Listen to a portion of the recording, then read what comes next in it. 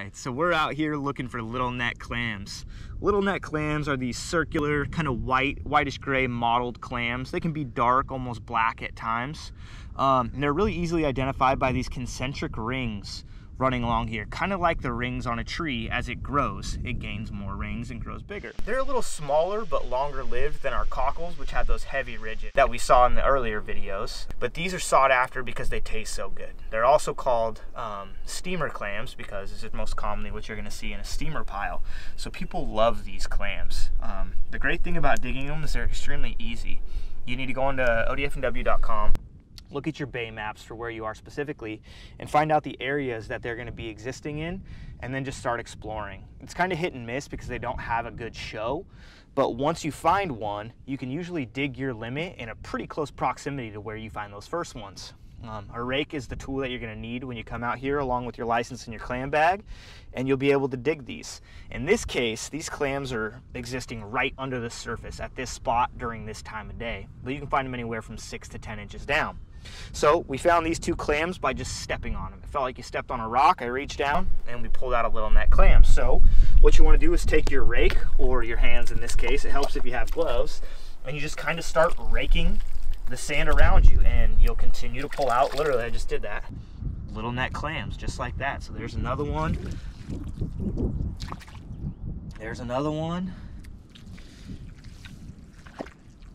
There's another one. I just like to work the ground around me. Be careful of these heavy eelgrass areas. You want to stay off the grass. That's the habitat that they need in order to survive, and you just keep plucking these out. And littleneck clams aren't quite as big as the other species. So I like to pick and choose, pick the bigger ones, and make sure that I'm getting the bang for my buck when I do decide to take these out, and let the little ones grow a bit bigger. And that one was actually just sitting around the surface, so it's a dead one. But it's this easy. Just work an area, take a couple of steps, and continue to work the area.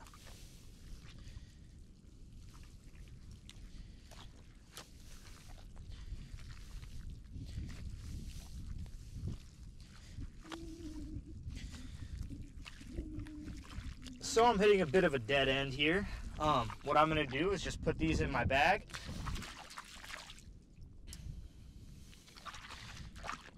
Keep walking and find a place. We are probably only 20 yards into our digging area, and we already have 1, 2, 3, 4, 5.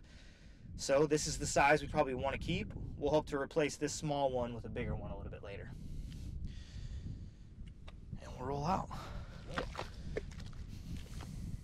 At our limit, we had 10 butters, cockles, and gapers. So we're allowed 20 per day, which means we only get to keep 10 of these littlenecks. So I'm going to sort them by size and place these ones back in to one of the small holes that we've dug. So we can keep 10. So 2, 3, 4, 5, 6, 7, 8, 9, 10. Definitely want to keep that one and that one. Get rid of this one. 2, 6, 8, 10. And let these ones go. So we've been out here for approximately 10 minutes, and we've got almost a full limit if we were just getting these steamers. So it can be very easy to find them. They're a delicious one, and they can live right under the sand. So just get yourself a rake and get out on the bay and get dinner.